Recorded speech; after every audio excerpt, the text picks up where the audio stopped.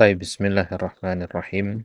Kita lanjutkan kembali pembacaan syarah Manzumatul Qawaid Al-Fiqhiyah karya Fadilatul Doktor Mansur bin Muhammad As-Su'ub yang menjelaskan tentang penjabaran dari Manzumah Al-Qawaid Al-Fiqhiyah yang disusun oleh Syekh Abdurrahman bin Nasir bin Abdullah As-Sa'di rahimahullahu ta'ala.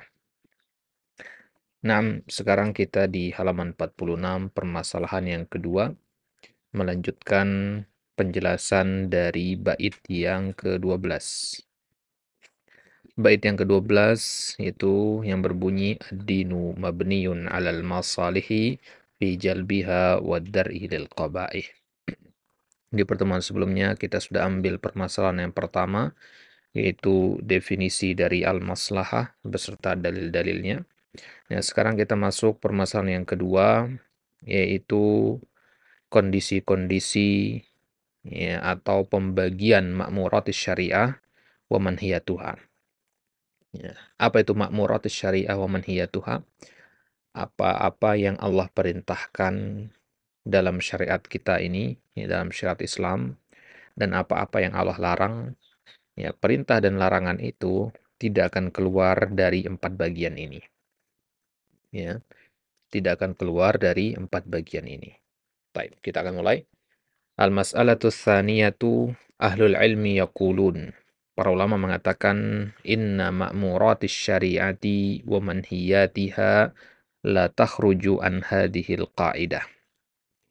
Sesungguhnya dua hal ini, yaitu ma'murat, hal-hal yang Allah perintahkan, wa manhiyat, dan hal-hal yang Allah larang, dia tidak akan keluar dari kaidah ini. Maksudnya apa, ikhwah? Maksudnya bahwasanya hal-hal yang Allah perintahkan atau ma'murat itu pasti dibangun di atas jalbil masalih. Sedangkan apa yang Allah larang atau manhiyat pasti dibangun di atas darul mafasid itu. Dibangun di atas darul mafasid itu. Wahia la takhlu min ahwalin arba'ah. Nah, ma'murat dengan manhiyat ini nggak akan keluar dari 4 kondisi. Berarti bisa kita katakan permasalahan yang kedua ini judulnya adalah jenis-jenis perintah dan larangan Allah. Jenis-jenis perintah. Jadi ada perintah yang begini, ada larangan yang begini. Nah, jenisnya ada 4. Yang pertama adalah ma maslahatuhu khalisatan. Sesuatu yang maslahatnya itu murni. Jadi nggak ada mudaratnya sedikit pun. Full 100%. Maslahatnya 100%. Fahadha ta'muru bihi syariah. Kalau ada sesuatu maslahatnya 100%, maka jelas syariat memerintahkan kita untuk mengamalkannya. Li'anna maslahatuhu khalisatan wala mafsadata fihi biwajhin. Tidak ada mafsadatnya dari segala sisi. Contohnya misalkan, at-tauhid wa ikhlasul ibadati lillahi wahdah. Contohnya misalkan tauhid dan mengesahkan Allah dalam beribadah. Memurnikan ibadah hanya untuk Allah saja. Ini kan maslahatnya murni 100%. Ini maslahatnya murni 100%. Tidak ada di situ mudaratnya. Tauhid itu ada mudaratnya? Enggak ada. Memurnikan ibadah untuk Allah itu ada mudaratnya? Tidak ada. Wal adal wa birrul walidain wa nahwihi. Perintah. Allah katakan kita agar berlaku adil. Allah perintahkan kita berbakti kepada kedua orang tua dan semisalnya. Fahadihi umurun maslahatuha khalisatan. Perkara-perkara seperti ini maslahatnya murni 100%. Maksudatun lidatiha walam tuqsad taba'an. Maksudatun lidatiha maknanya dia diperintahkan karena zatnya, tidak diperintahkan karena dia mengikuti yang lain. Maksudnya begini, ya, tauhid itu diperintahkan apa tidak oleh Allah? Diperintahkan. Dan diperintahkannya kita untuk bertauhid itu bukan, tauhid itu hanya sebagai alternatif dari sesuatu yang lain. Tapi memang tauhid itulah yang langsung diperintahkan kepada kita, ya. Nah, kita misalkan katakan kepada anak kita, menyeberang jalan itu harus tengok kanan dan kiri dulu sebelum menyeberang jalan, ya. Ya, perintah kita kepada anak kita seperti itu, ya. Yang kita inginkan dari perintah itu apa? Dia selamat sampai seberang jalan, begitu kan? Dia selamat sampai di seberang jalan. Ya. Tapi yang kita perintahkan kepada dia bukan keselamatan itu. Yang kita perintahkan dia adalah perantara yang bisa menyebabkan dia untuk selamat sampai seberang jalan, yaitu menengok kiri dan kanan sebelum menyeberang. Jadi yang kita perintahkan itu adalah menengok kiri dan kanan.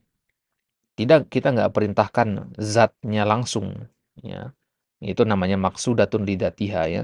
Kalau kita katakan ke anak kita, "Nak, ya, ya, kamu harus hati-hati nyebrang jalan.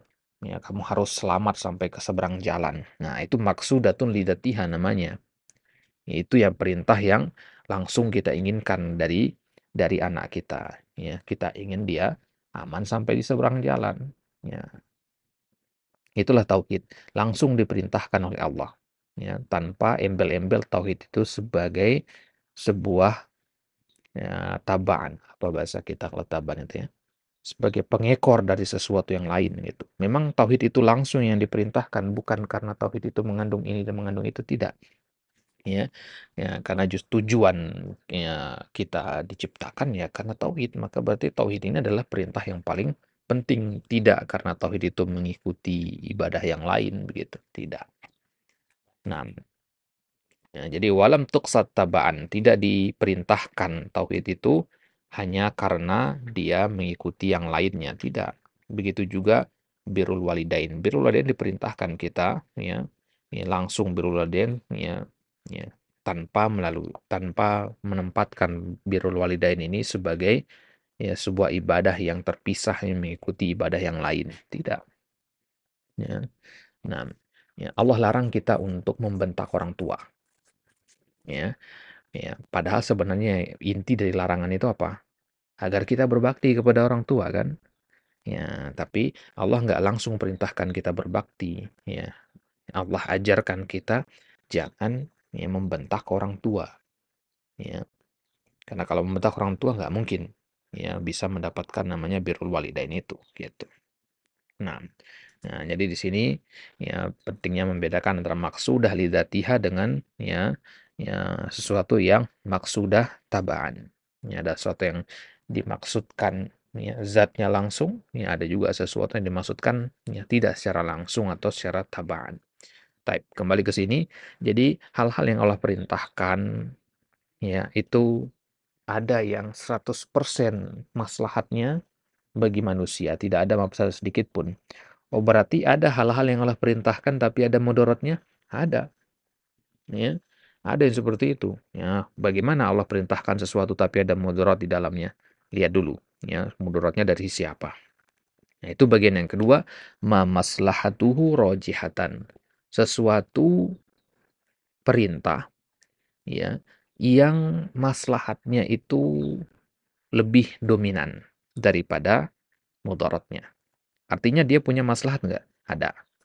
Dia ada mudaratnya? Ada juga. Tapi maslahatnya jauh lebih banyak, jauh lebih dominan daripada mudaratnya. Maka yang seperti ini sama, tak bihi syariah. Ya, sama dengan yang pertama tadi, diperintahkan juga oleh syariat.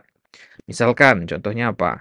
Kalau yang pertama tadi contohnya tauhid, ya, kalau yang kedua contohnya jihad. Ya, jihad, fisabilillah, kita lil kufar, memerangi orang kafir.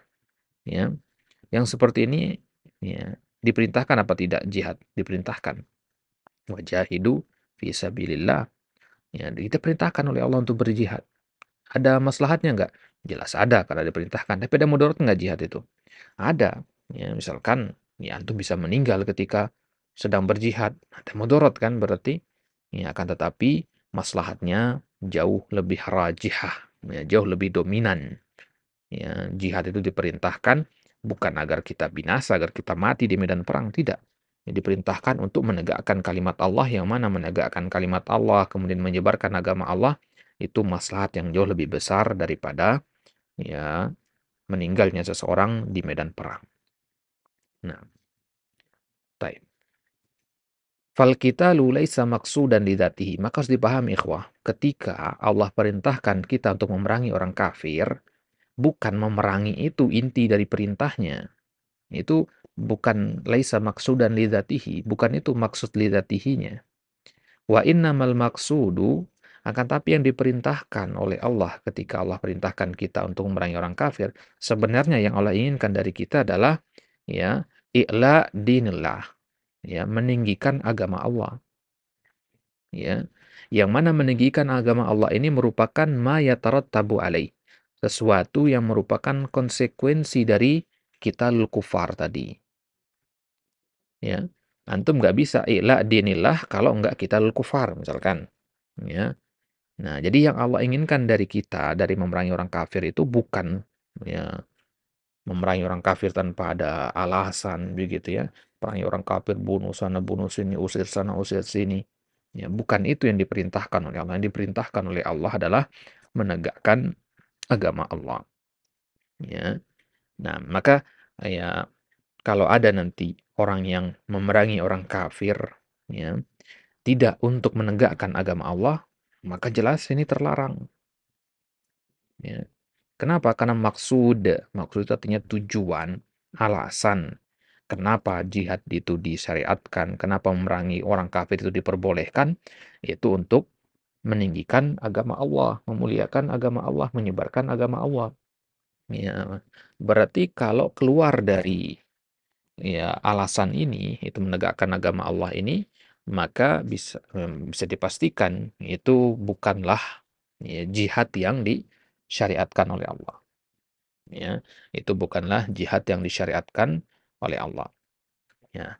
Faghtafarat al-masyaqqatu allati tahsulu bil jihad fi sabili tahqiqil maslahatil akbar wa hiya i'la'i kalimatillah wa nashri dinillah wa raddi adiyatil a'da. Nah, faghtafiratil masyaqqah, maka masyaqqah, kesulitan-kesulitan allati tahsulu bil jihad, yang kita jumpai ketika berjihad itu termaafkan, ya, demi tahqiqil maslahatil akbar, demi mewujudkan, merealisasikan maslahat yang lebih besar, yaitu meninggikan agama Allah, meninggikan kalimat tauhid la ilaha illallah, wa nasyri dinillah, menyebarkan agama Allah, wa raddi adiyatil a'da, ya, dan untuk ya menahan dan menolak permusuhan dari musuh-musuh yang ada, ya, musuh-musuh Islam. Nah, maka berjihad itu maslahatnya lebih besar. Ya, bisa kita katakanlah ya maslahatnya 80%, ya mudaratnya 20%. Apa mudaratnya? Ya, yaitu kesulitan-kesulitan dalam berjihad. Ketika berjihad kan kita mengeluarkan harta, bahkan sampai berkorban jiwa dalam berjihad, ya. Nah, ya, ini mudarat tentunya, ya, mudarat. Maka ya jangan kita misalkan mengatakan Islam memerintahkan jihad, berarti ya, Islam itu ya, menginginkan kematian, ya, menyukai kekerasan. Tidak begitu. Kekerasan itu wasilah. Kekerasan dalam peperangan itu bukan itu yang diinginkan. Dia adalah wasilah, pengantar atau perantara untuk mencapai tujuan yang lebih agung, yaitu menegakkan kalimat tauhid la ilaha illallah.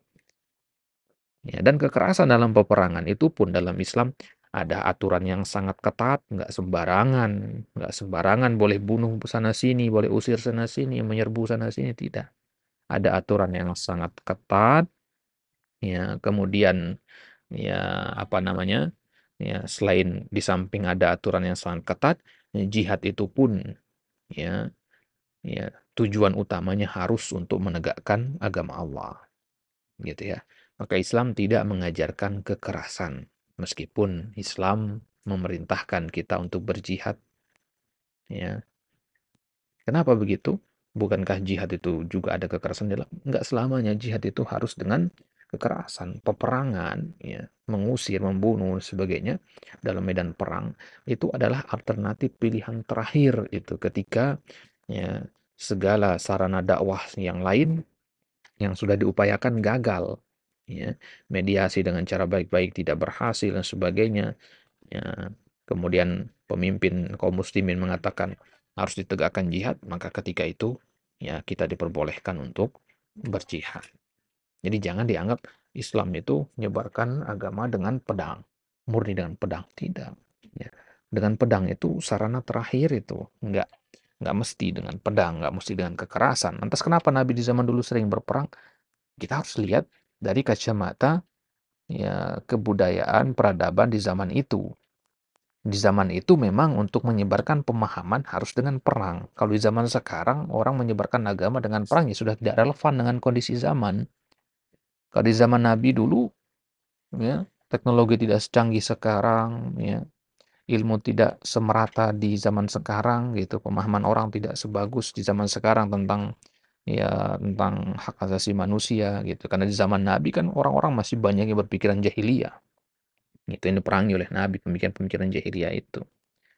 Nah, jadi ya bukan itu ya tujuan utama dari ya Islam itu. Ya, jadi ya jangan termakan dengan syubhat yang mengatakan Islam itu agama ekstremis yang mengajarkan kekerasan, radikalisme, ekstremisme dan sebagainya, tidak ada itu. Ya. Nah, ya, kalaupun ada orang yang berjihad mengatasnamakan Islam tapi melakukan tindakan-tindakan kekerasan tidak memenuhi syarat-syarat dan aturan dalam Islam, bisa dipastikan yang seperti itu tidak mewakili wajah Islam yang sebenarnya. Ya, karena Islam dengan teroris itu dua kata yang bertolak belakang. Islam itu keselamatan artinya.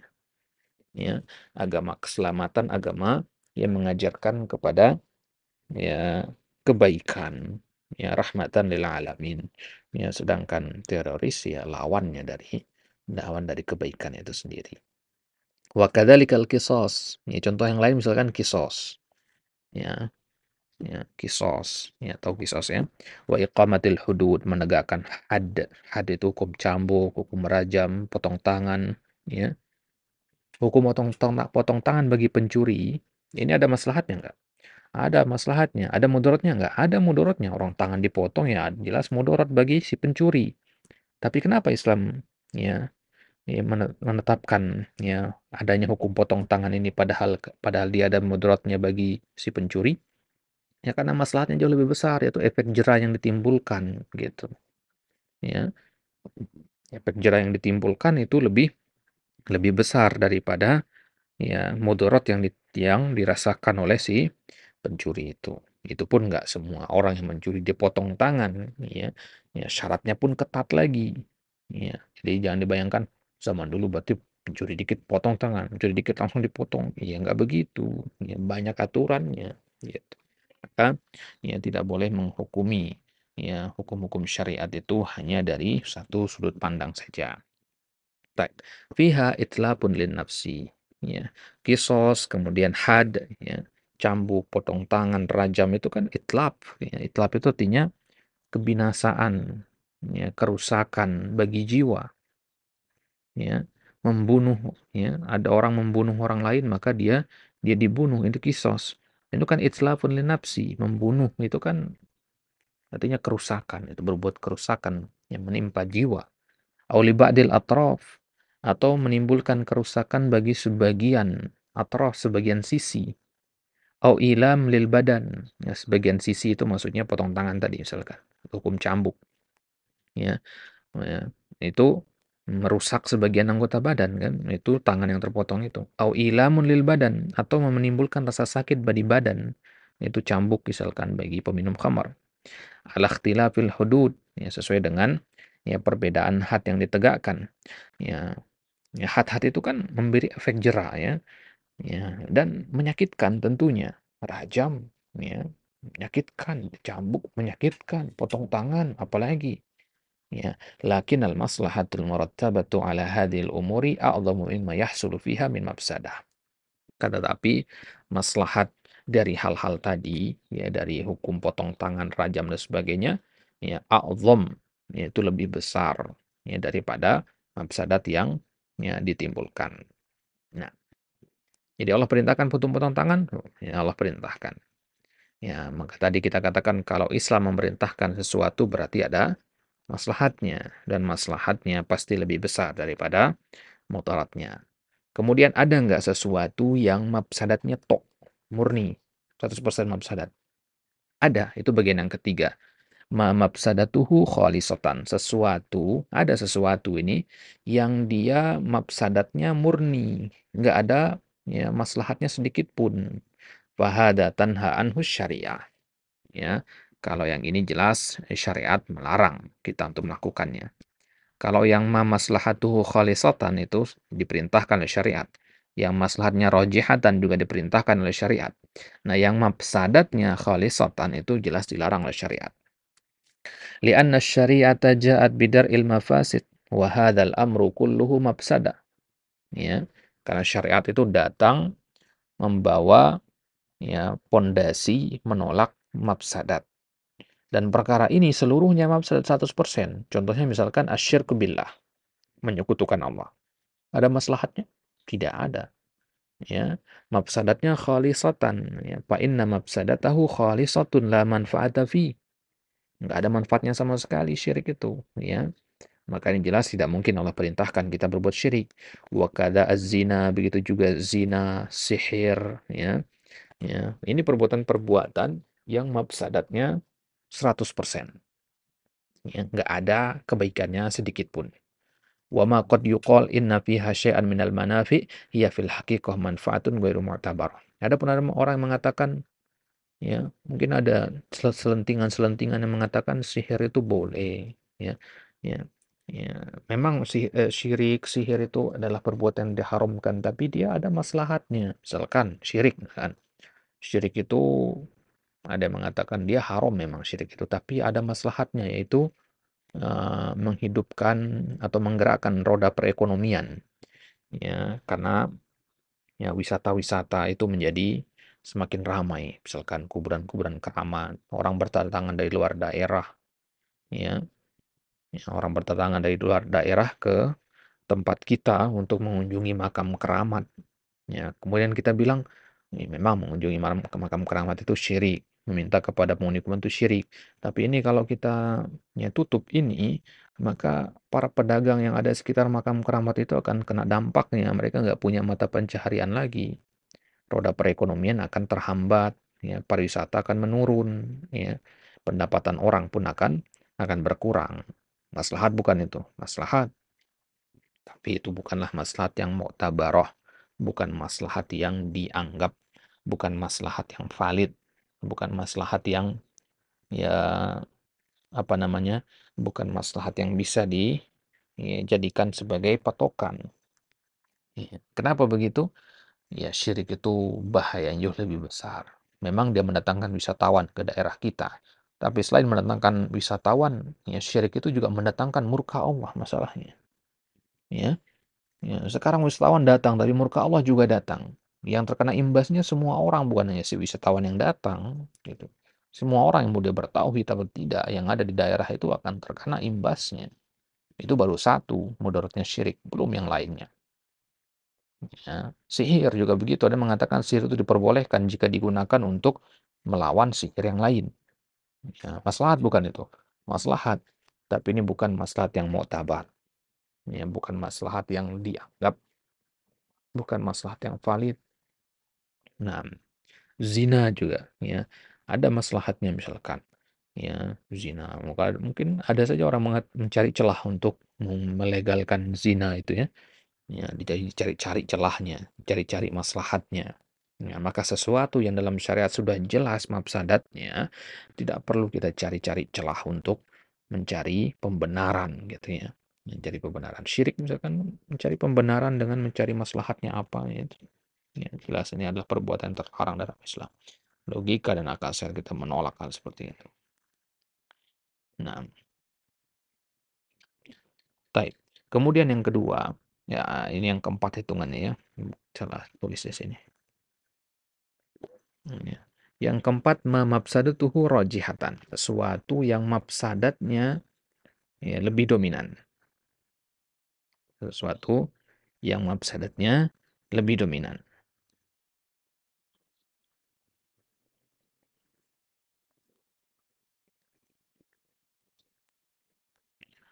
Baik. Ya, jadi ada sesuatu yang mafsadatnya 80%, maslahatnya 20%, gitu. Ya seperti ini apa? Apa hukumnya? Fahada tanha anhu syariah aidan. Ini juga sama, dilarang pasti oleh syariat. Meskipun ada maslahatnya. Maslahatnya 20%, tapi mudorotnya 80%. Yang seperti ini mafsadatnya lebih dominan kan? Nggak mungkin syariat memerintahkan kita untuk melakukannya. Nah, di sini letak banyak syubhat-syubhat itu ya. Sesuatu yang mafsadatnya lebih dominan ini. Ya, kayak rokok itu. Ya, rokok itu kan mafsadatnya lebih dominan daripada maslahatnya. Ya, ya daripada maslahatnya. Ada maslahatnya ada, tapi cuma 20%. Sekarang ya, orang yang berakal sehat mana, orang waras mana yang lebih memilih ya, sesuatu yang maslahatnya lebih kecil ya, daripada ya mudaratnya gitu.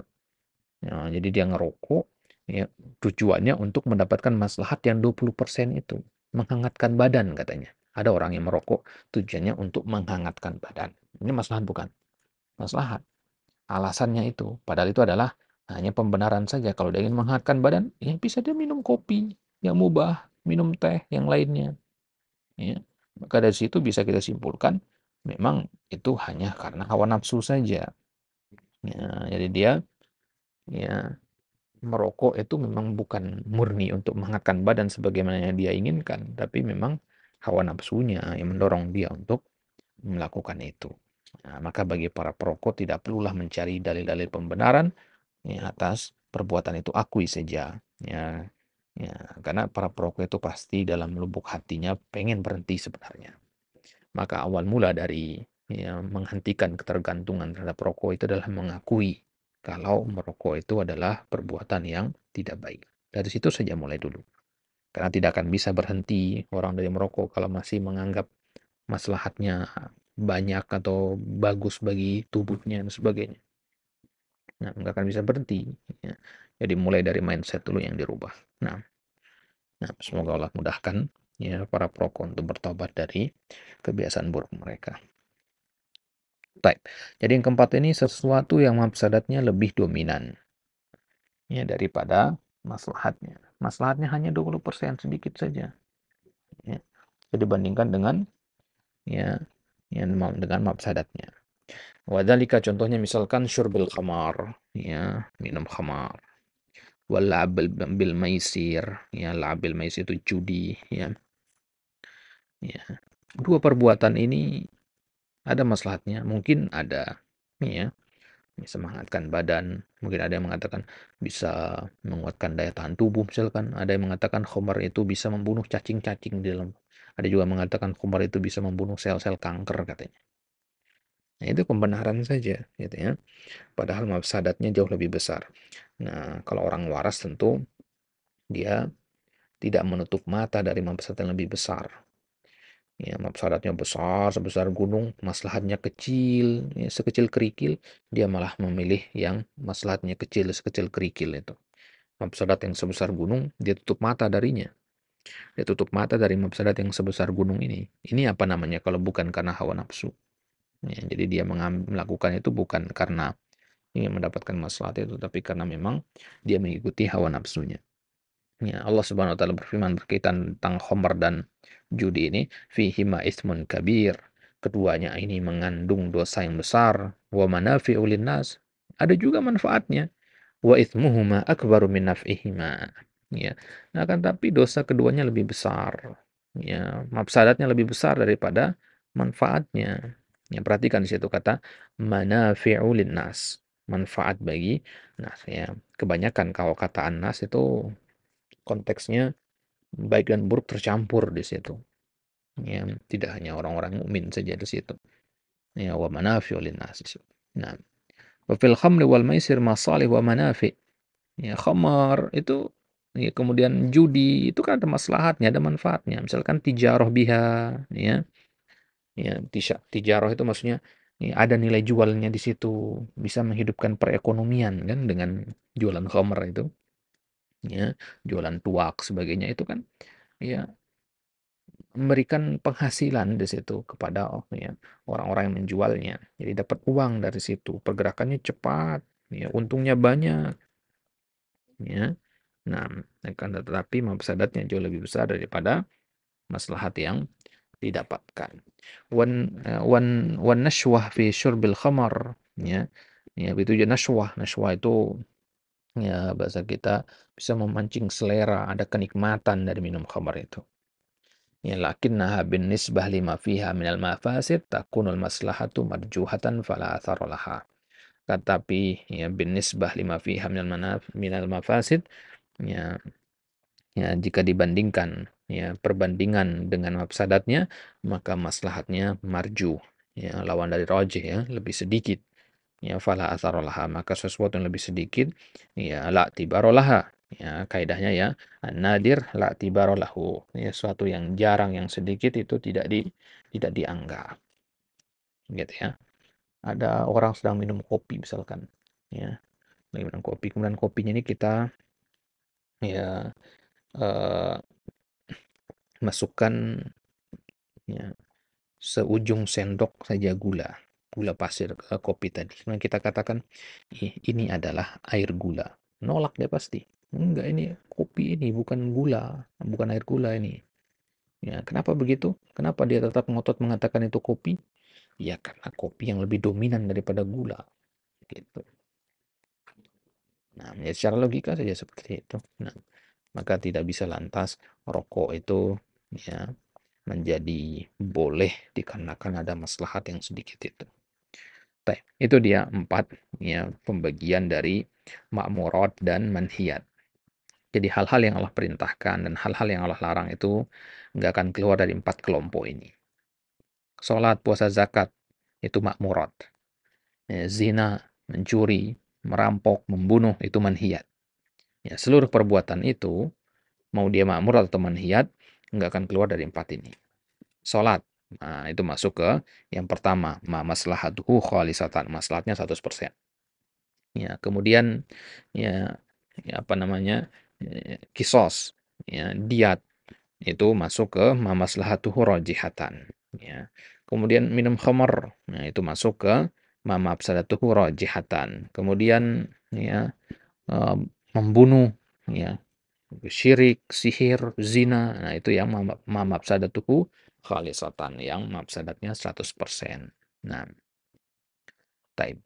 Kemudian ada nggak sesuatu yang maslahat dengan mudaratnya itu imbang, ya? Yang imbang artinya 50-50, maslahatnya 50, mafsadatnya 50 misalkan. Nah, perhatikan di sini, fahadil aqsamul arba'ah, ya, maka inilah 4 pembagian ma'murat dan manhiyat syariah.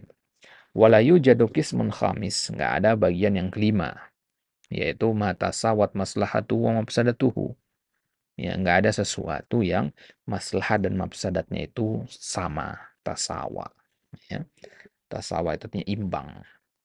Balla budda an tatarajjaha ihdahuma alal ukhra. Kan tapi pasti ada salah satu yang lebih kuat daripada yang lainnya. Ya, entah maslahatnya lebih dominan atau mafsadatnya lebih dominan. Ya, nggak mungkin maslahat dan mafsadat itu imbang. Ya, dalam timbang neraca timbangannya tidak. Baik. Qala Ibnu Taimiyah rahimahullah, "Inna syari'ata ja'at bitahsilil masalihi wa takmiliha wa ta'tilil mafasidi wa taqliliha." Sungguhnya syariat itu datang dengan satu misi, tahsilil masalih wa takmiliha. Itu untuk meraih, mendapatkan maslahat dan menyempurnakannya, dan ta'tilil mafasid takliliha, dan untuk menghilangkan ya mafsadat-mafsadat atau meminimalisirnya. Ya, wa annaha tarajjaha khairal khairain wa syarras syarrain wa tahsil wa a'dhamil maslahatain bitafwiti adnahuma wa tudfa'u a'dhamul mafsadatain bihtimali adnahuma. Nah, dan sungguhnya tarajjaha ya, ya tarajjah khairul khairain. Ya, khairul khairain maksudnya satu kebaikan dari dua kebaikan. ya, satu ibadah, di situ ada dua kebaikan. Pasti ada salah satu yang lebih kuat, ya. Wasyarrus syarrain, atau ya dua keburukan dalam satu, ya, satu perbuatan. Pasti ada satu keburukan gitu. Artinya kalau ada sebuah perbuatan dia mengandung kebaikan dan keburukan, maka nggak mungkin ya keduanya sama ya persentasenya. Pasti ada yang lebih dominan, entah kebaikannya yang lebih banyak ataukah keburukannya lebih banyak. Nah, wa tahsilu a'dhamil maslahatain bitafwid yaddahuma, dan kalau kita ingin mengambil maslahat yang lebih besar, ya berarti kita harus ya tafwid, menafikan yang lebih kecil gitu. Ada sebuah ibadah mengandung dua maslahat di situ. Maslahat yang lebih besar, ada maslahat yang lebih kecil. Nah, dua-duanya baik ya, tapi ya tentu kita ingin mendapatkan maslahat yang lebih besar, maka konsekuensi dari mengambil maslahat yang lebih besar adalah meninggalkan maslahat yang lebih kecil gitu. Nah, ya, baik. Begitu juga sebaliknya. Ya, tudfa'u a'dhamul mafsadatain bihtimali adnahuma. Ya, kita mencegah ya dua mafsadat, mafsadat yang lebih besar, yaitu kita ya cegah dengan melakukan mafsadat yang lebih kecil. Ya, jadi tidak masalah kita melakukan sebuah hal yang mafsadatnya lebih kecil ya demi menolak mafsadat yang lebih besar gitu. Nah, baik. Ya, ini ucapan Ibnu Taimiyah di dalam Majmu' al-Fatawa, ya, yang intinya ucapan beliau ini merangkum apa yang kita sampaikan di atas tadi, bahwasanya al-ma'murat dengan al-manhiyat itu tidak akan keluar dari empat kondisi: ma maslahatuhu rajihatan, ma maslahatuhu khalisatan, kemudian yang kedua ma maslahatuhu rajihatan, yang ketiga ma mafsadatuhu khalisatan, yang keempat ma mafsadatuhu rajihatan. Nah, ya, hada wa ikhwah, insyaallah taala ya kita akan bahas di permasalahan yang ketiga nanti tentang ya apa namanya, ya ada namanya istilahnya ya al-masalih ad-daruriyah, ada namanya al-masalih al-hajjiyah, ada juga namanya al-masalih tahsiniyah. Nah, wallahu taala ala wa alam.